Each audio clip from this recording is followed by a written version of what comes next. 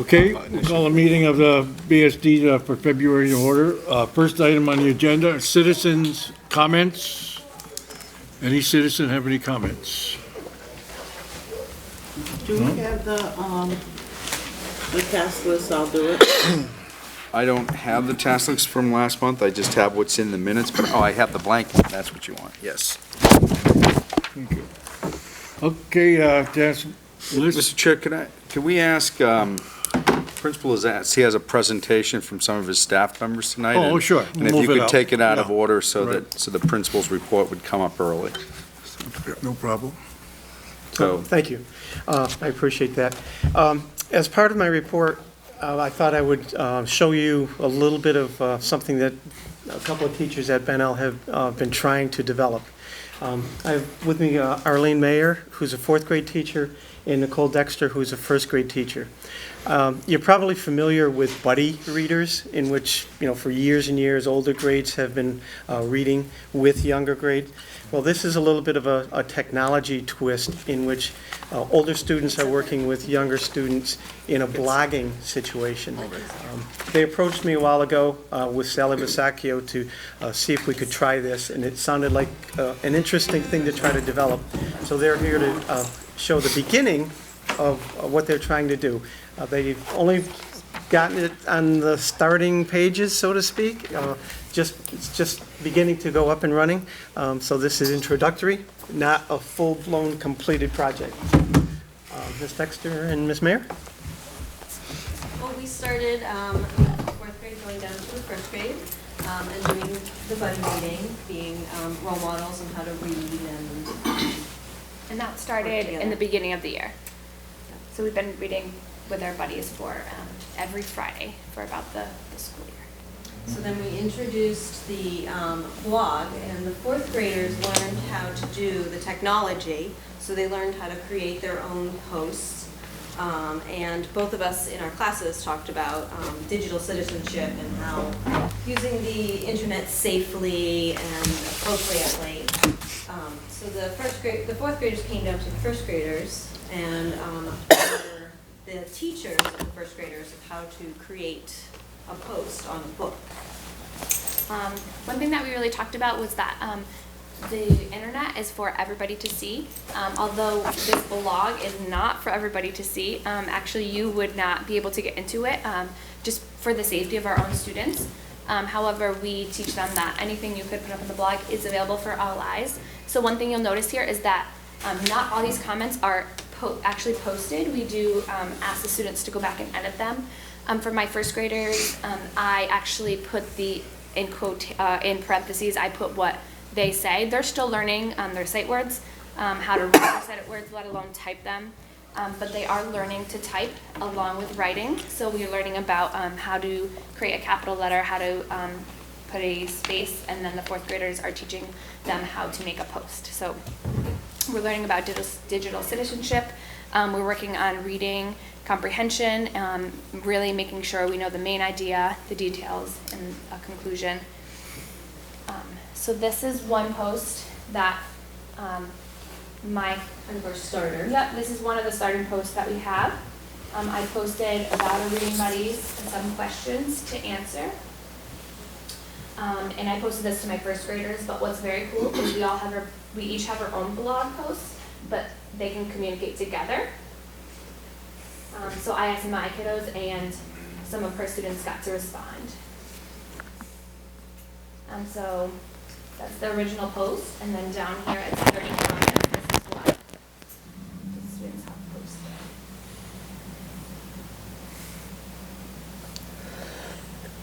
The privates is what has not been posted. It's just suggestions to help improve the post and make it strong. The goal is to take away the teacher having to approve the post. So right now, the teacher has to approve it, and then we want to be able to then take that away once they don't need that anymore. And we modeled how to do this with the students, and now they're modeling it with each other when they come together to create their posts. So those are all the posts. There are a few, there's 30 of them. So this is my blog right now. I have 2 posts. This is a project that we've done, and the fourth graders haven't gotten a chance to comment on it yet. But in here, what's really cool is you can embed songs to the actual post. So I just posted a YouTube song that my kiddos learned to the fourth graders. So when they want to comment on it, they can view the same song that my first graders viewed.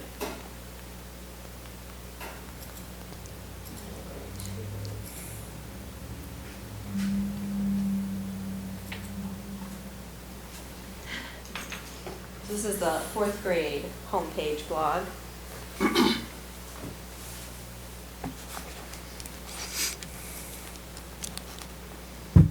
these are the posts that the fourth graders helped the first graders do. So it's like they worked together as a team, and they would read a book.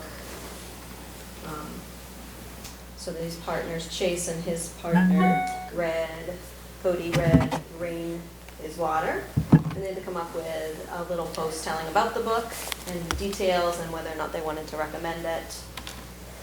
And then other students were able to comment back on that. Is all this typing done by the fourth graders? Both the fourth and the first graders. So my first graders are learning how to type while we're doing this. So this one was done all by the fourth grader.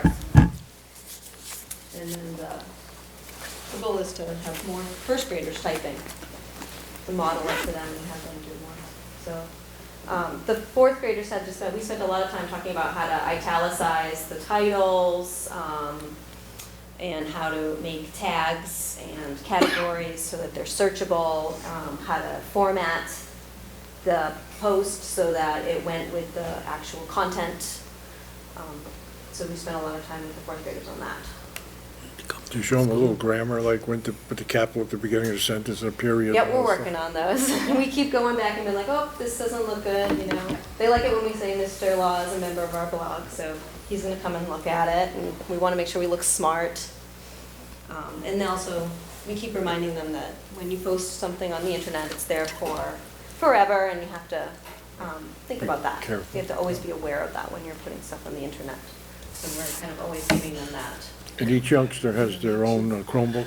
The fourth graders each have their own. The first grade has what, 4? We have computers that we are able to use for the classroom-wise, but yeah, it's not a one-to-one. Very nice, ladies.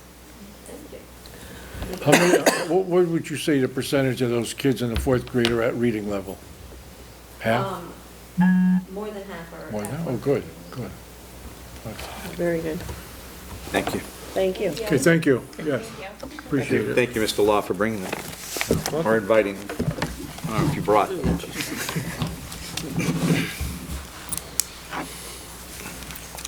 Okay, do we have the task list? I have what's in the minutes. I have it right here in the Go minutes. over that because I give you. You have last month, okay. Well, Jackie says she's got it. Here at the last meeting, Right, but I yeah. hand delivered it to the. The special education teacher minutes, we were supposed to get that thing from Wendy by email, and we all did. I did anyways. Staff list for all BSD employees. Rick, you're supposed to be working on that. Okay. Well, I guess he's still working at it, Genevieve. Was I there when that was asked? Yeah. I Yeah. was? Act 46 discussion, are we discussing it tonight? I'm going to talk about it in my report a little. Can I go back to the staff list? What exactly am I supposed to be What doing? happened was we're there employees. It yesterday. says in the minutes that they are requesting a BSD staff listing of all employees. And in parentheses, it says Pembroke, but I was not here at that meeting, so, But it was in the minutes. yeah. Okay. And after-school program transportation, we're still discussing that because you didn't have it. That's right. Have we come anywhere with that? I've checked with Mike Gardner on what a cost would be. We've begun a conversation on the spring term and whether it would work or not work and how, whether it would boost the numbers, but we haven't really fully discussed it. Aren't most of your youngsters walkers anyways? Because you only, 2 buses that come here? Most are walkers, but I I think it's worthwhile for us to look at those who are just beyond the walking boundary and whether that busing would pick them up, so to speak, in enrolling in a program. Because if it would, then there's probably the benefit. If they would not, then would we spend the money for 2 or 3 kids? I don't want to say that 2 or 3 aren't important, but there's a cost-to-benefit ratio you'd have to at least look at. Wasn't the point of that, though, just bus equality?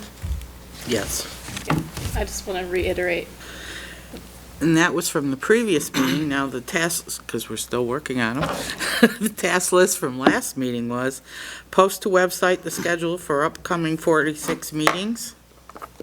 I haven't checked that. Provide time for BSD discussion to react on Act 46.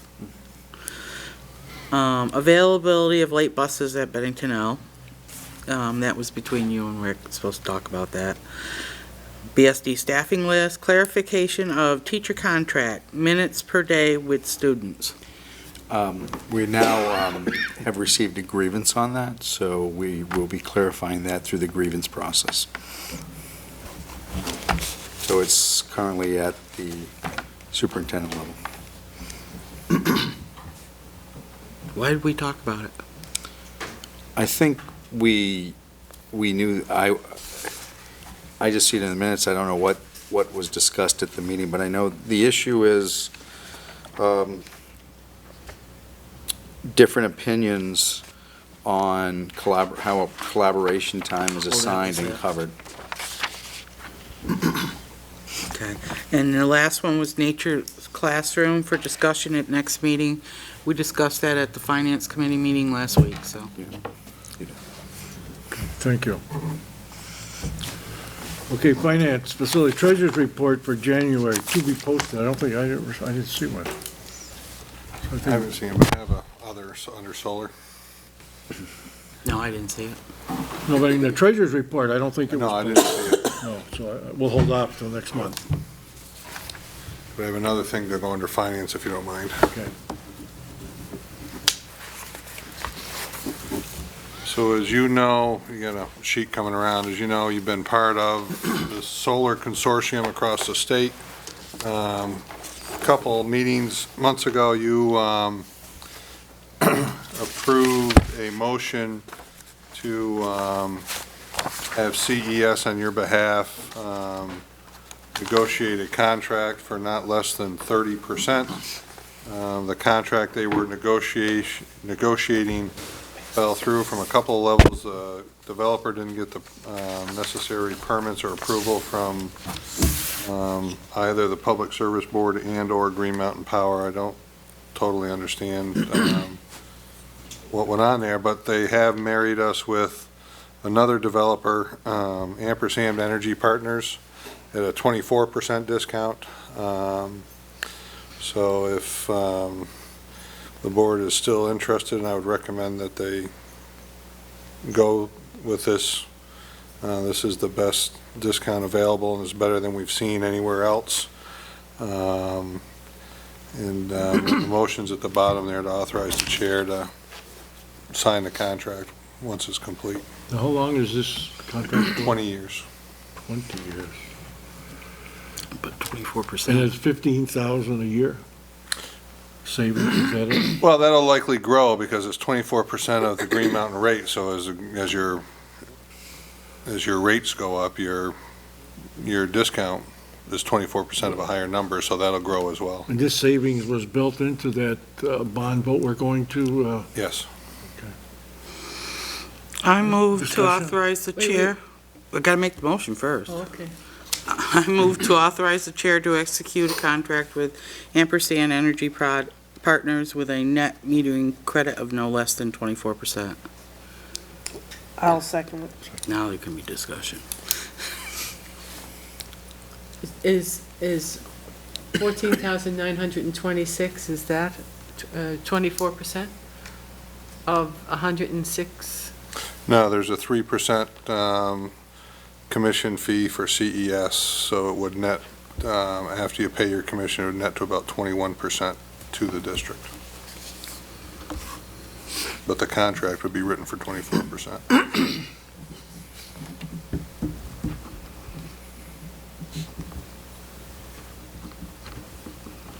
Are there any other bids?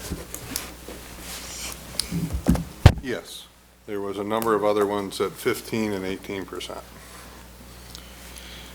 Not that I'm predicting this is going to happen, but if this contract is, it says for SU 05, Southwest Vermont, if something changes under Act 46, what happens to these contracts? They are transferable. The meter number on the buildings. Okay. And if somebody ends up closing a building, then we would have to resell those credits to somebody else. But that's all been laid out in the contracts, that we're able to transfer these to our successors and/or assigns, which basically says if we change the name, they're still good. It just follows the meter number. Any more discussion? Seeing none, all in favor of the motion? Well, I have another question. Oh, okay, sorry. On the second point, it says each school signs up for credits equal to 66.5% of their current utility spend, which is reduced from the original 80% based upon the planned BSD efficiency projects. So that's your 20%? 20% would have been No, 86. originally, before we got into your energy efficiency project with EEI, the general rule or plan was to buy 80% of the current credits that you use. But since we're hoping that the efficiency project goes through, we are going to actually spend, because of a new lighting project, we are going to spend less by the retrofit, so you don't want to buy more credits than you can use. So instead of buying 80%, we're only going to buy 66.5, which takes into account, we worked with EEI to make sure we had all these numbers correct. So there's still going to be, if everything happens the way all the engineers say it's going to happen, it's, you're still going to have 20% of your utility spend available for future energy projects in that next 20 years. I have a question. Now, I know that the bond's gonna pass, but what happens if it don't? Then you're not buying as much credits as you could You buy. can't change it. We could likely go back to a different developer with a different project later on after March and purchase those, the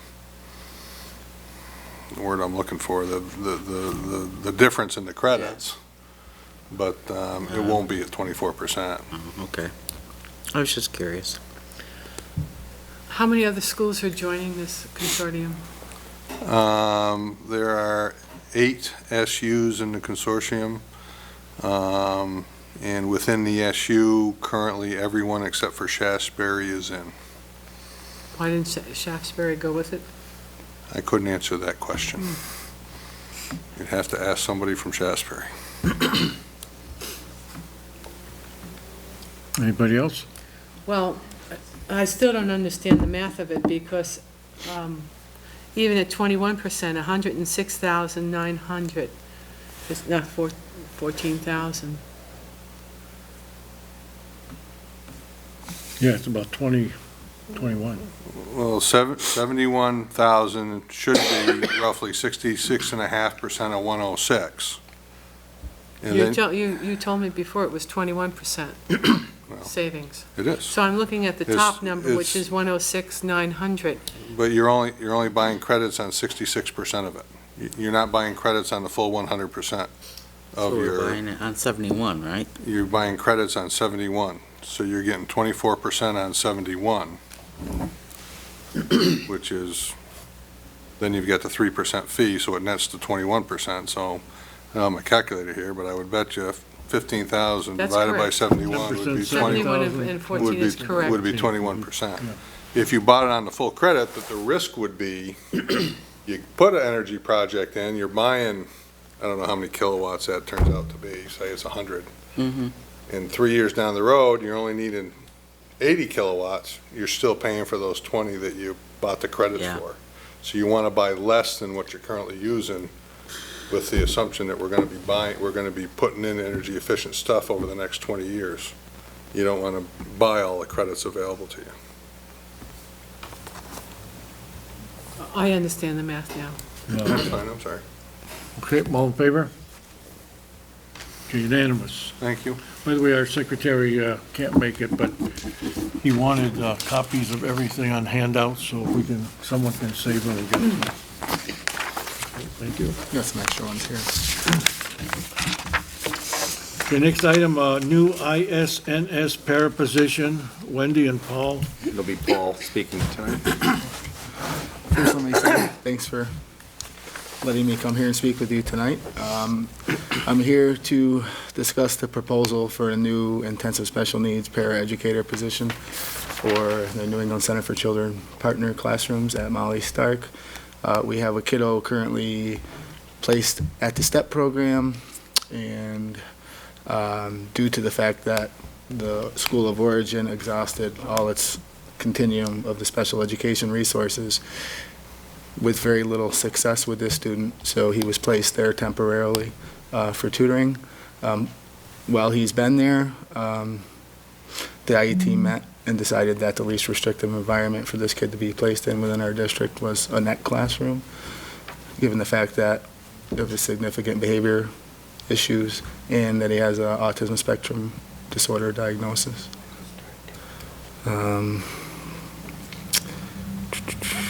I made some notes here about the financial impact of what that would mean for the district if the person was to start this past Monday, so the numbers are a little skewed. But overall, if we were to approve the position and hire someone with a paraeducator with no experience, the cost of the district would benefit in salaries would be approximately $12,700. And the top end of the spectrum for pay, if we had hired a more experienced paraeducator, would be $13,400, and that's for the remainder of this school year. And the justification for this hiring is to be in compliance with the IEP needs of the student.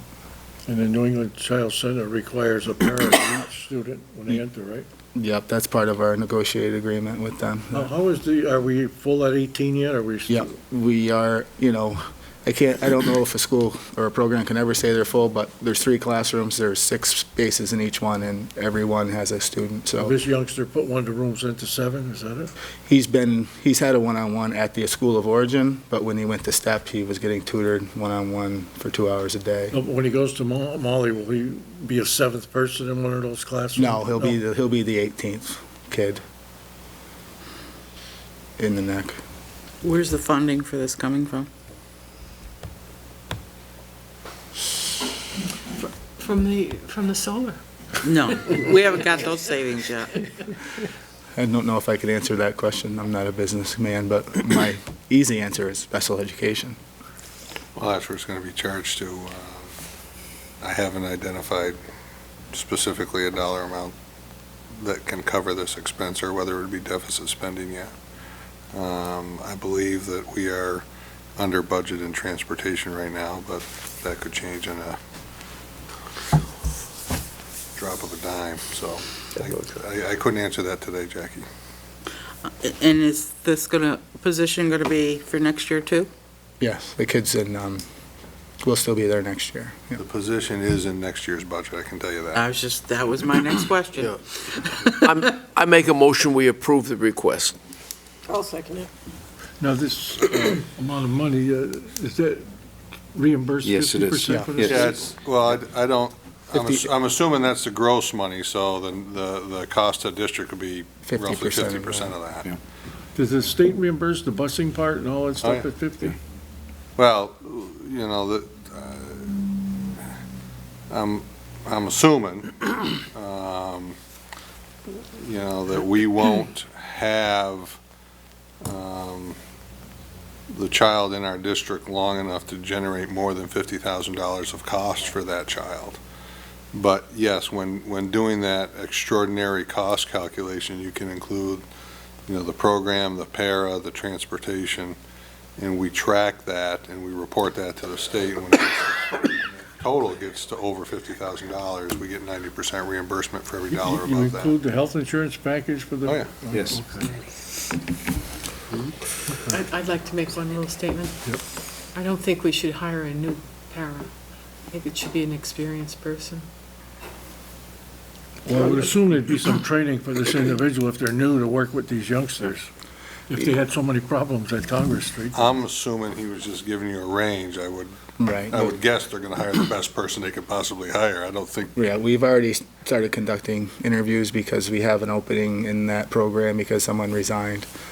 So I've been interviewing for that position and building a candidate list for this if and when it was approved by the board. So. Okay. Well, as long as you understand what she's saying, to try to get somebody this experience. We do our best to get the Yeah. best person for the job. Yeah. But unfortunately, this time of year is always a challenge. You get sometimes like a regular para willing to move up to be an intensive para? Yeah, we have some people that already work for the district that have applied, and we're considering them as well.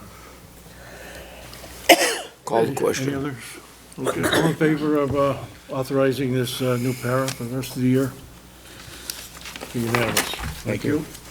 If I could just ask for one more minute of your time.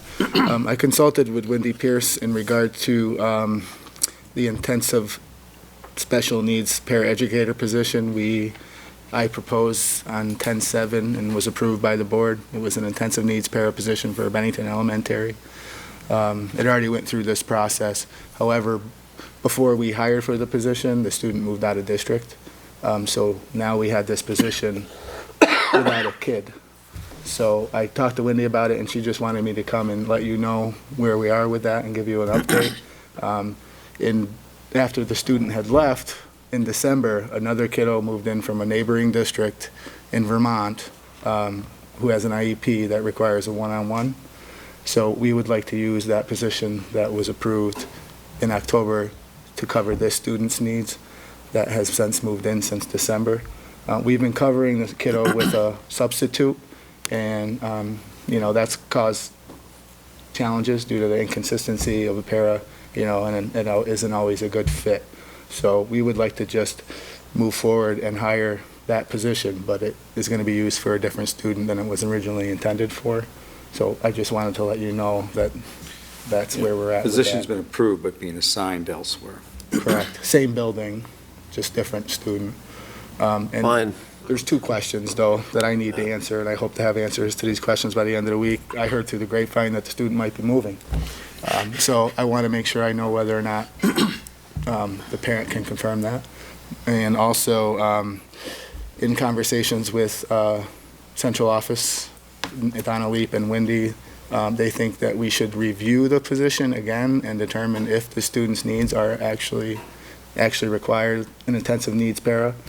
The IEP team at the school agrees the one-on-one's necessary. Since the honeymoon's period over, we're seeing the true colors. So we agree that we need to have someone, but we're not sure if the needs can be classified as an intensive needs situation. So I'm going to propose to the committee at central office that reviews those positions to go through and determine whether or not it should be changed to just a regular para position. Oh. Which would probably change the position altogether. But, There's a difference in compensation, right? Yes, there is. yeah, quite a significant difference. Like $3, I would say, depending on experience. Okay, anybody have any more questions for Paul? Well, correct me if I'm wrong, both of those positions were kind of covered. One was already approved and nobody was hired. The other position that we just voted for, we kind of tacitly approved that too because we assumed that that program would have 18 students. Yeah. So Right. both of them should have been budgeted for. Plus, the NECC said they sort of demand that there's a one-on-one It's part of our contract with them. with their contract, so we Yes. really don't have any choices if we want to maintain them. And since we hear such good progress happening with those youngsters, you hate to you know, they know what they're doing, we want to support them. Is there a need to have, I would imagine in that program, is there a need to have a substitute who is specially qualified to be a substitute? Yep, there are paras that work in the building at Molly Stark who, when someone's out in the neck, we shift them to the neck, the people that we think are the best fits, and then we get a sub for that person. And also, I don't know exactly when this came about, but Wendy created a position through Idea B grant money to hire a 19th para there to act as a floater who can be trained for when people are out. So we're trying to meet that need this way because, you know, it does cause quite a hole when someone's out. Well, not only that, but that person, the 19th person, if somebody else leaves, they could just slip in. Correct. Okay. And it does happen. Any more questions? Okay, thank you, Paul. Thank you. Okay, consent agenda, we have a motion? So moved. Second? Okay, motion and second on the consent. Any questions on the minutes or the warrants? No? Seeing none, all in favor of the consent agenda? That's unanimous. Thank you. Okay, education matters, regular ed, Jim Law. In addition to the blog that we're moving forward with, and hopefully it gives you a little bit of clue of trying to tie different pieces of the educational day together. Just to update you on a few professional development opportunities we've had. We met last week with a lady by the name of Jan Willie, who has been working with other schools in the district. She's a grant-funded school effectiveness kind of person. She's helping us to work on moving our multi-tiered system of support further along, getting it further developed so we can address needs among wide ranges of students. She met with me last week. We met again today, and she helped us to look at what we're going to be doing on the in-service day next Monday, looking at data and helping teachers to set goals and progress monitor and Next Monday's check another data. in-service day? Next Monday's in-service day, right. We also had Bill Atwood, you've heard his name a number of times last week, helping us to start moving along with the Collins Writing Program. Monument has had that training over the last year or so with Pownell. We're moving along that direction too. Susan Fitzell, we had her in the building last year working with co-teaching model. She was with us last week with Pownell teachers and then came in the next day and worked with our teachers individually and in small groups to refine and consult and help us to move that co-teaching along a little bit too. We are now looking at something called CI3T, which is a comprehensive integrated three-tiered system of support. It's connected to and related to the PBIS program in that the CI3T has an academic, behavior, and social component as the three areas of need for students in trying to develop multi-tiered supports in all of those. We've had the PBIS, which has addressed the behavior piece. We have ways to go on it, but we've been working on it and have had some success. This will help us to put everything into one blueprint instead of having a PBIS plan and an academic plan and a social plan. It puts everything into kind of one outlet, one source of everything working together. The district, all district schools are kind of moving together with some training on how to move that throughout the district in each of the schools. Can I And interrupt you? go ahead. Because we're on there. Where did this come from? The CI3T? Yeah. Because There were some teachers last year who went to some training, and I believe there were some central office personnel who also saw some training. They liked it. It seemed to fit with what our needs were, and in the GMS plans and the other building plans, so it seemed to make sense for us to pursue it further. In pursuing that, it turns out that it really does look like it will help meet our needs and helps to some degree make life easier for us because it's in one place rather than multiple places. My problem with this, not that this isn't a good plan, because I have no ideas. We've had PBIS, we've had STARS, we've had Green Mountain, whatever. We've had, I can't remember what the thing Catherine wanted me to go to, that Molly Stark was big in. We had an alphabet soup of all Swift. these different programs that we Swift is in there. do. Yeah. And we switch on and off every other year to a different program. Are we gonna pick something And stay with it. and stay with it? And that's Well- more of a question of our superintendent and the central office staff, because they kind of drive some of this stuff. Well, from the building, I mean, and I don't want to jump in, I mean, if I could talk first, then you could follow up. From the building perspective, I think this helps us to focus and actually helps us to take what was the Green Mountain Star Plan, which was state required, but is actually now kind of being faded away by the state. The SWIFT, which was That's the not a one. working relationship. Did not fit. It just, that could never get traction because of some SWIFT, AOE, district complications. This CI3T actually makes sense for us to move forward because it does allow us to take the GMS, to take the AOE directives. It does include PBIS. PBIS is a strong component of the CI3T, so that's not new. It's a welding or a melding, I guess might be a better word.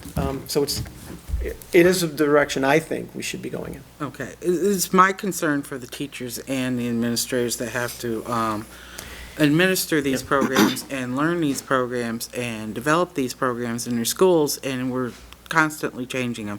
That's where I'm coming from. Yeah, and understandably, we actually had a faculty meeting this afternoon in which I presented, it was about a 15-minute video of what this was, and I asked people at the end of it, does anybody see this not fitting with what we're already doing?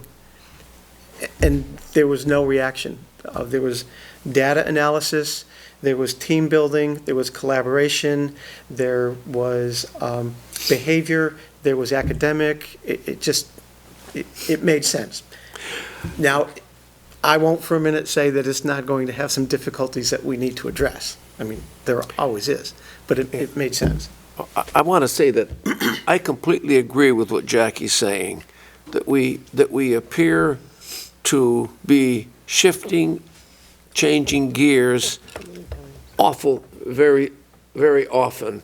And I'm not saying that what the program is probably good, but I'm not willing to say that a year from tonight, that we might not be hearing another one that's comes along that's better. So I guess the point I guess what I need is more education or more direction on where we're going with this in our schools. Yeah, I'd be glad to sit with anybody, at a later date and talk about what that progress is and how it does fit together. I don't see it as being different than what we've been doing. I see it as taking what we have done.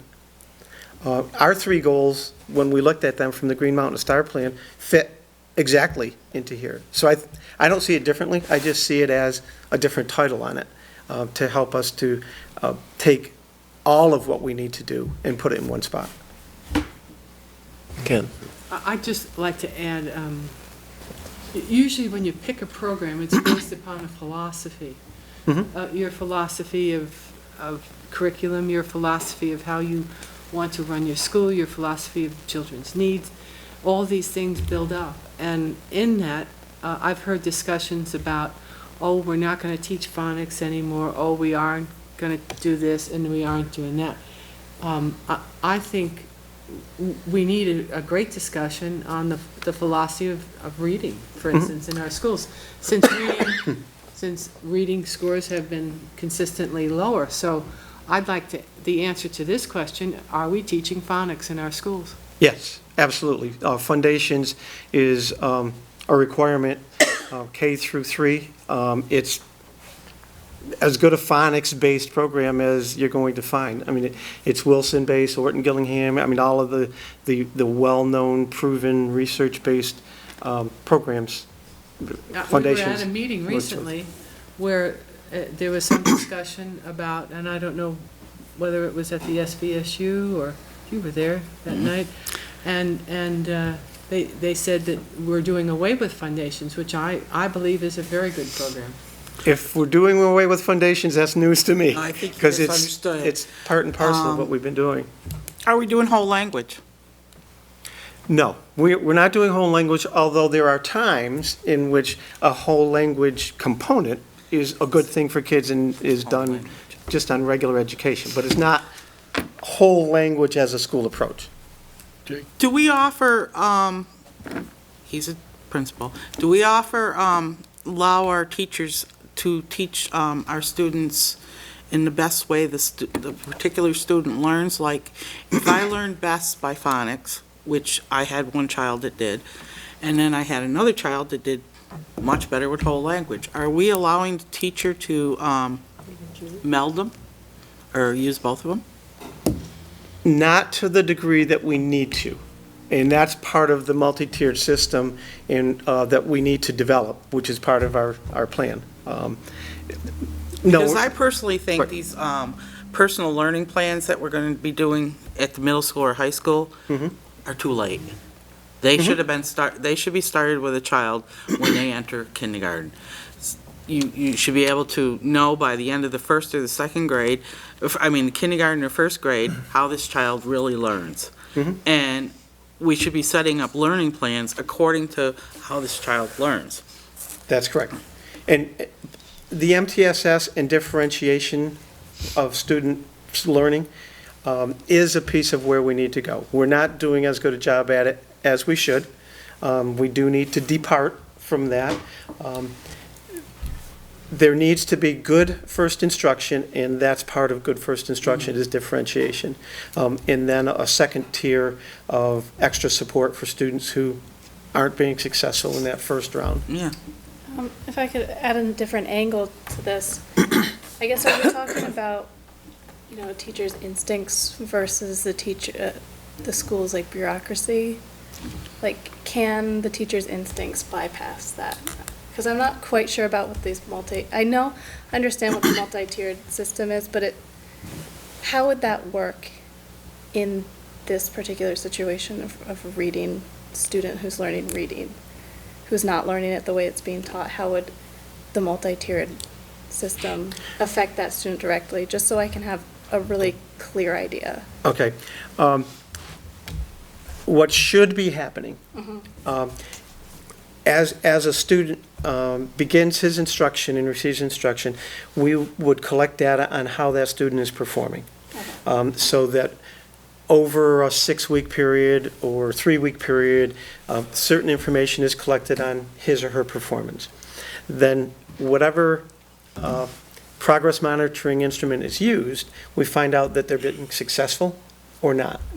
If they're not being successful, then we need to find different strategies to help that child be successful.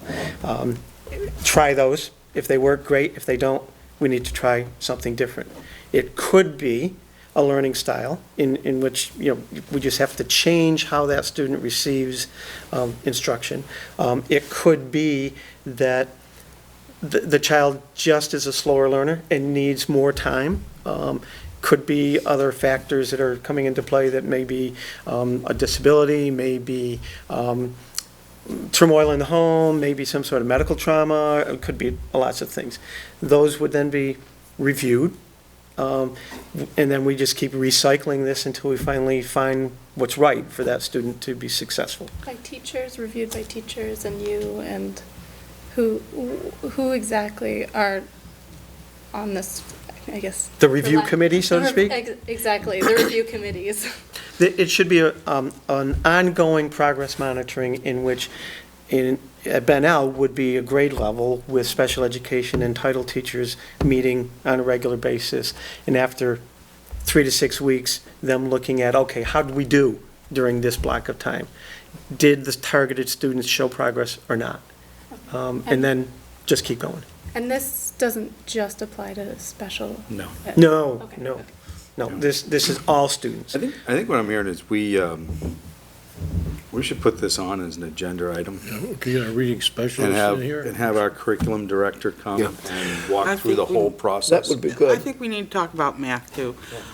And my concern as a board member is that we hire teachers. We expect them to teach our students, but I feel from different people I've talked to that we tie their hands. We hand them material and tell them this is the way it's got to be taught, and they're not given the opportunity or the feeling that they can variate from that. And that's not you, Jim. That's just, and it's not even in your building. I didn't hear it from your building. I'm making a statement. I'm not feeling defensive, so it's okay. Well, there are some things that are known and given in the sense of successful practices. And those are the pieces that should be done regardless of who you are as a teacher. They're proven, they work. Those are the doing. Then there are other creative pieces that can be incorporated in order to show the differentiation or the learning styles of different kids, as they move through. I like that idea of bringing in the director to listen to that, because, Jackie, you mentioned in passing an item that I've had questions about, and that is on that business of Common Core with the mathematics. Ken, you and I talked about that also, and I'd like to hear a lot more about it, because We did do a math presentation. I know, and I'm just not convinced that the system that we've got, but that's because the system I came up under was so completely different, but I'd like to know what the results are as a result of that versus what it used to be type of thing. I'd So- like to ask another question, too. Today I visited a Listen, school in, what I'm saying though is we don't really have the right people here to answer right, a lot of but I want it this. on the list. Yeah, I think we should put on for our March meeting. I visited a school today in Albany, and they were a so-called school of excellence, and they were a grade school. And it was a very inspiring visit that I had at the school. I was there for another purpose, but does Vermont have a program like this? I mean, that was New York State. I'm not familiar with the school you're talking about, but No, Schools of Excellence. It's a program. No, we don't It's have a it. Is it national a charter program. school or That was a charter school. not charter? If I could make one clarifying statement. If I gave the impression that this CI3T was a program, that was not intended to be. It's a blueprint. It's a way of us kind of putting into a format the things that we need to do. So it's more framework blueprint than it is like a package type of thing. so we'll do this next month as part of the superintendent's report.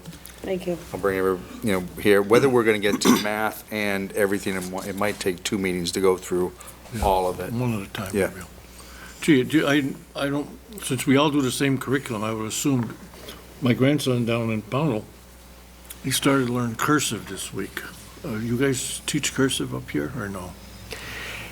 This is the third grade. It is taught, but it is not a priority because we have greater needs than the letter formation.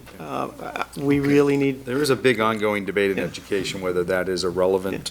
I mean, we're comfortable with it because we use it, we know it, but is it something that is still relevant to be in today's curriculum? Even some of the parents have trouble do. learning some of the capitals Yeah. too. Yeah. Okay. Thank Okay, you, Jim. Thank you, Jim. you're welcome. Thank you. Yes.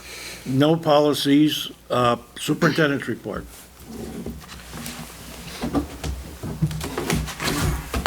The calendar for next year has been set. Oh, that's right. I have a copy of that for you all here. Thank you.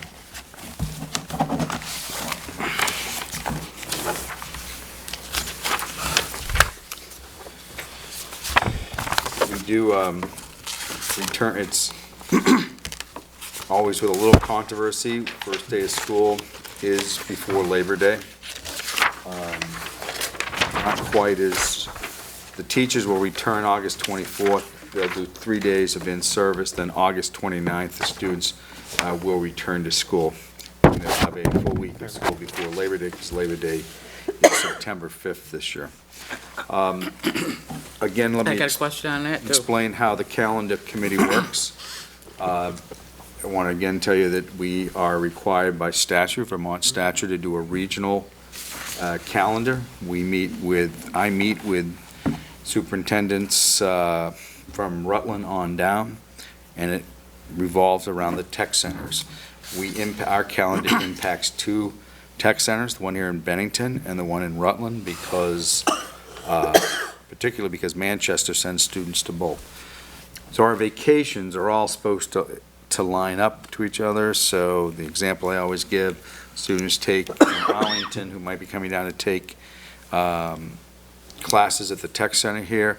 If we have a different vacation week that they do, then they would miss 2 weeks of classes. Where it becomes difficult is very few of us have the same length of school year. The minimum is 175 in Vermont. We go 180, and we also have. Snow days? No, we have to build in 5 snow days. It's professional development days. Then we have quite a few of them that we have to put into the calendar. And if we did not start before Labor Day, we would be in school pretty much the entire month of June without the snow days. So that is the challenge, is to get the professional development days in, the vacation days in, 180 days of student time, and not go beyond the June date. So. My question on this is, when we get the positive vote on the bond, our buildings could be ready for the first day of school that early. Well, what we've talked about for sure is that your 3 staff days, which is August 24th, 25th, and 26th, could be off-site, might not be in the building. And if the construction schedule impacts the 29th, then it's possible that we might have to consider doing something different with Bennington. We could shorten the Bennington student school year, go to the 175 and bring them back after Labor Day, and put the staff off-site for professional development somewhere else. So we have certainly talked about that contingency. We hope we won't have to do it, but we will monitor that throughout the summer. And see how when August 1st rolls around, see if we have to make a decision on that. Oh, so It's 8 weeks. The kids' first day really is the 29th then, right? 'Cause Yes. These 3 days are in service. Those are 3 in service. Okay, Okay. thank you. The Act 46 Study Committee, we met Monday night in Pownell. Jack may agree, it was an informative meeting, lasted about an hour. We hope to be meeting February 22nd in Woodford, in the Town Hall, 6 o'clock. What I don't have, and what I'd like to ask this board tonight, is a date for public forum for Bennington. We're going to be into March probably for this committee, for this town rather, because it's the Act 46 Study Committee. So the 22nd is a month, the last, we do have the 29th of February. No, we have the floor meeting. We do not have it. Yeah, we're meeting on the 29th. When to April? We have a board meeting on the 29th? Yeah, it's the floor meeting. Floor We have meeting to be for the- there. Floor meeting. Yep, and then Tuesday, the 1st of March would be out. So We could do it the 7th. Monday, March 7th, Monday, March 7th. Is that a selectmen's meeting? Nope, select board meeting is on the 14th. I thought it was on the 1st and the Is that 3rd. added to Lutton Burley then? I don't know. I don't know. I have, for the March Select Board meetings, and I could be wrong, the 14th and the 28th. Yeah, they meet second, yeah, planning is Yeah. first and third, and they Yeah. meet first and So, Are we gonna try to hold that at the firehouse? yes. So I will tentatively schedule that then for March 7th. What time? 6 o'clock is the time that we've been doing. Yeah, if it's available.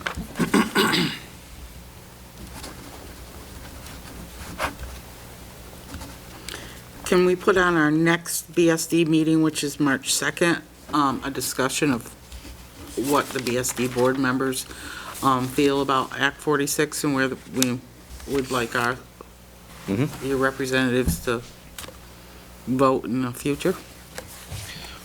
And because after that March 7th meeting, then there, we're going to have a discussion of what is our intent going forward. Right. Jim, do we do North Bennington? No, we didn't. We haven't set a date for that, yeah. But we have to, don't we? I believe we should, yeah. Yeah, we'll do that in 21st. It's going to be a unique set, a different set of circumstances there Yeah. because of the Yeah. school choice option. You already heard tonight, so, but I'll repeat it anyway, so that everybody remembers, this coming Monday, February 8th, there is no school for students. It is a building-based in-service day.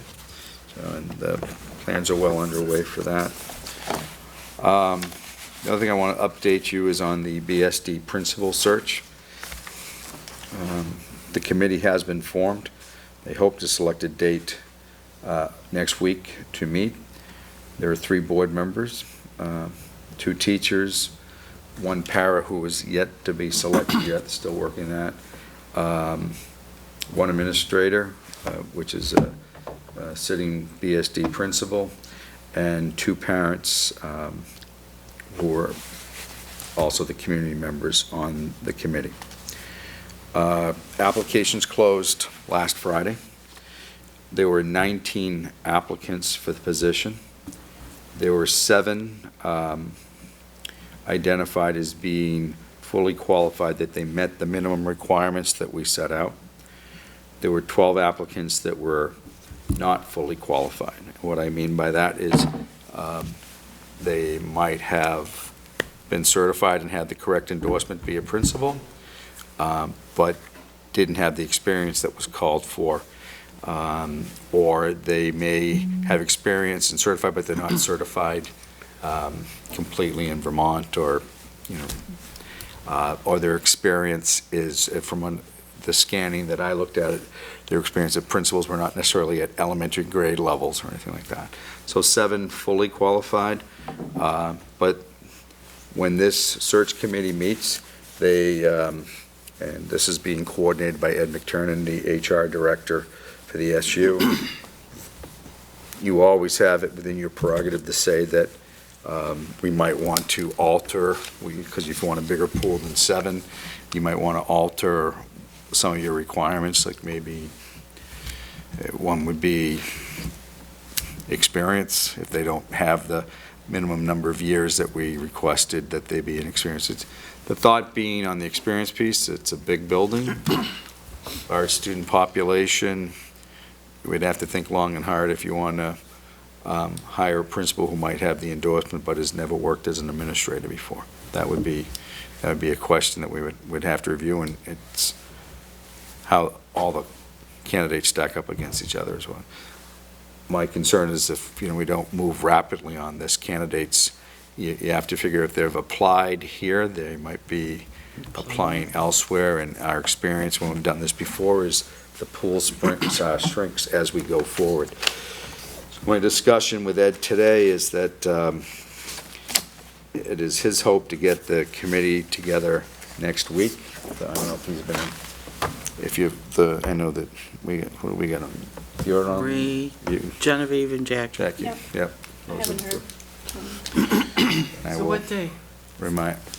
I don't know, remember, Ed is, I'm staying out of it at this point until you select the finalists, and then that's when I will get involved. I stressed with Ed, again today, that you gotta get them in.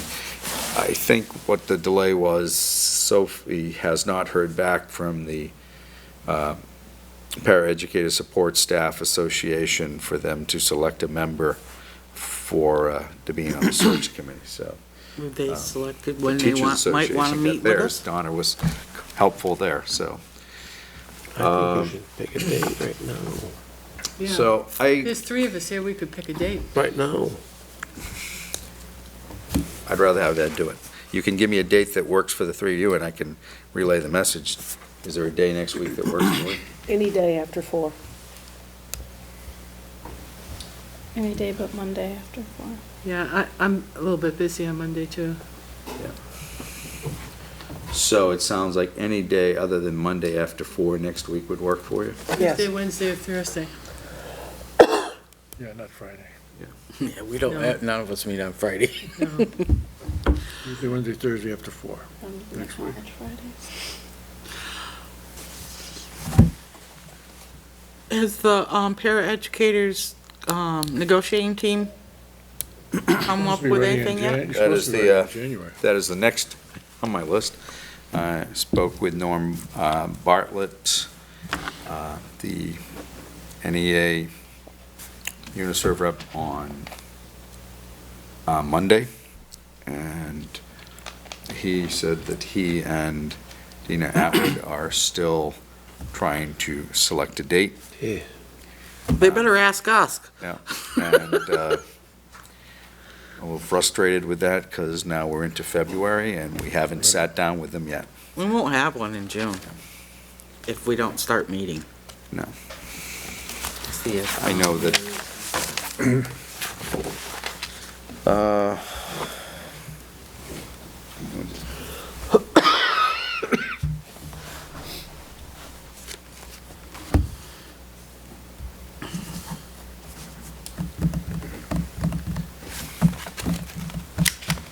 And did you have updated attendance report in your packet? Attendance. The numbers, enrollment?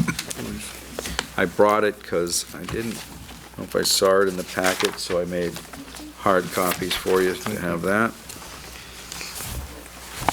You'll notice on the attendance report, I'll wait till you get it around, particularly in early ed, it shows January at 100%. I'll call that to your attention. We know that that is not accurate. It would be nice if it was. So when this was printed today, which we always do the day of the meeting so we can have the most up-to-date numbers for you, the tech office said they're checking to see where that snag came on that. So the rest of the numbers, percentage-wise, I'm talking attendance report, look typically accurate, but the fact that one is off makes me, I've asked them to review all the percentages.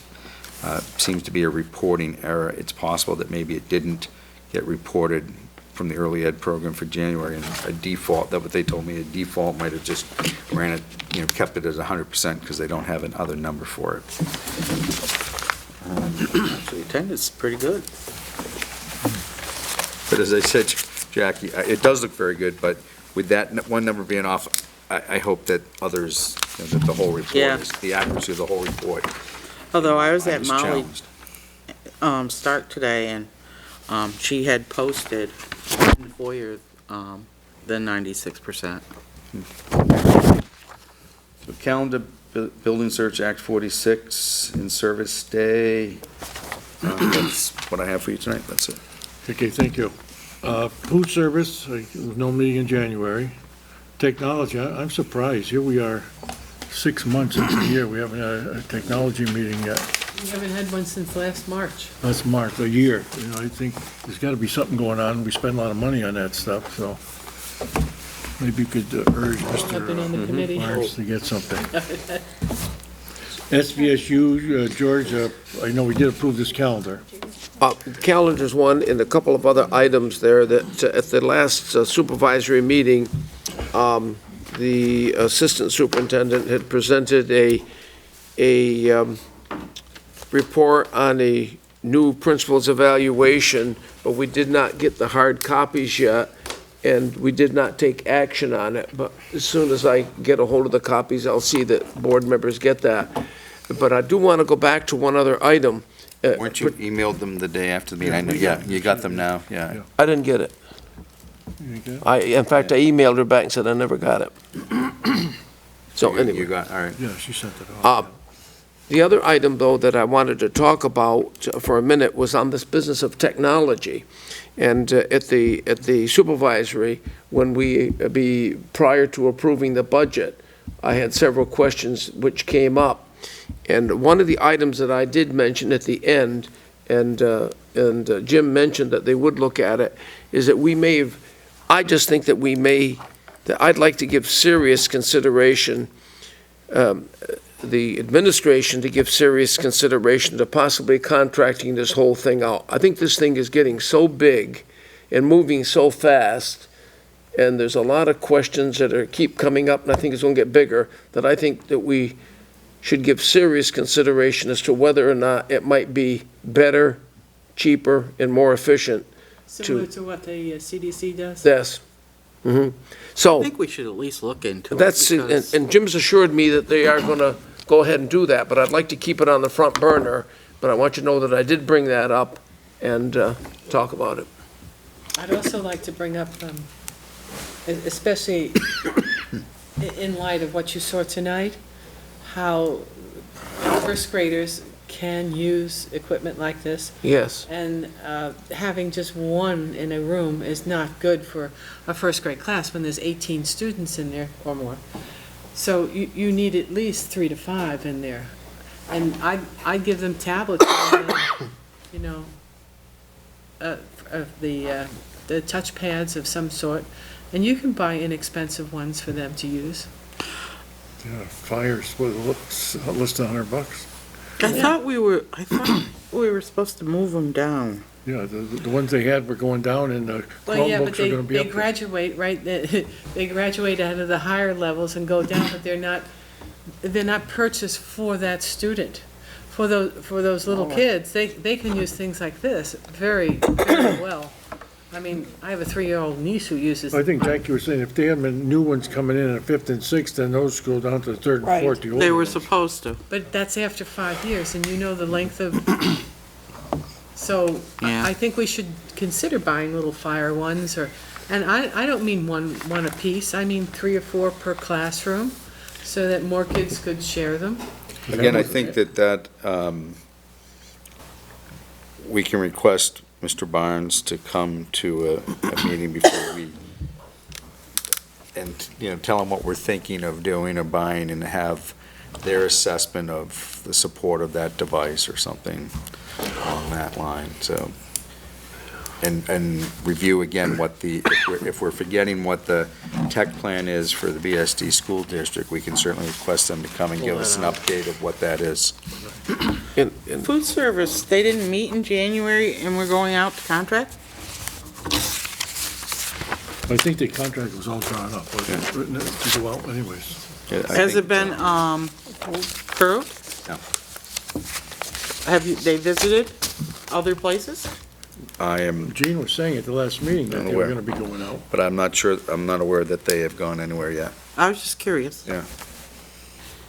Okay, anything Well, else? no, the only thing, going back to a point that Jim made, was along with the fact of having Frank come, is see if we can't get this technology committee Yeah. moving. I made a note to have that, to ask Frank that point. I have those 2 notes, technology and.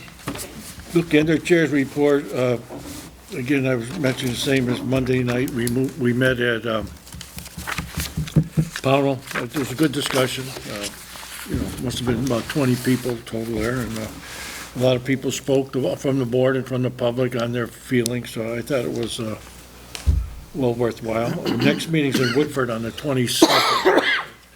I'm not sure where the town hall is. Is it near It's right school? up the street from Going the up- school. Right up the street from the school. It's past the school? Yeah, the it's left. right on the corner of Harbor Road. You can't miss it. All right. It looks Right like a across church. from the water pumping plant there, yeah. It is a church. I think it was a church at one point, yeah. Okay.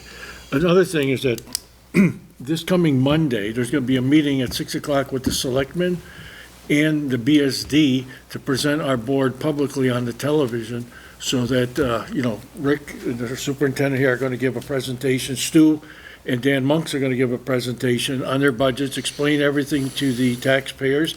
Hopefully, there'll be some in the audience as well as on TV.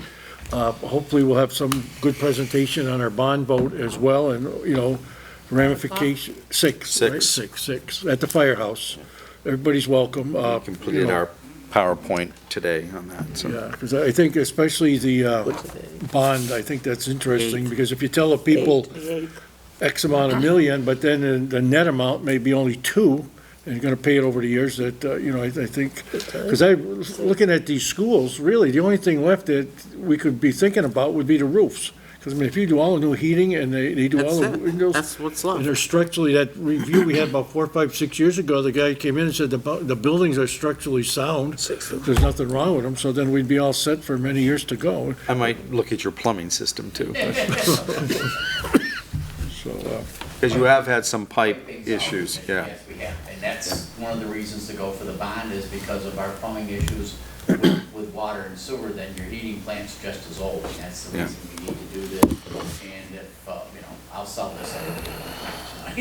I'll save it for the okay, And no, others. Anybody have any others? Seeing none? You've got a request. Yes, I requested that we have a executive session afterwards, Okay, you want a motion to have an Yes. executive Just state the session? reason. personnel. Personnel, okay. Do I have a second? second. All right. All in favor? Okay, thank you.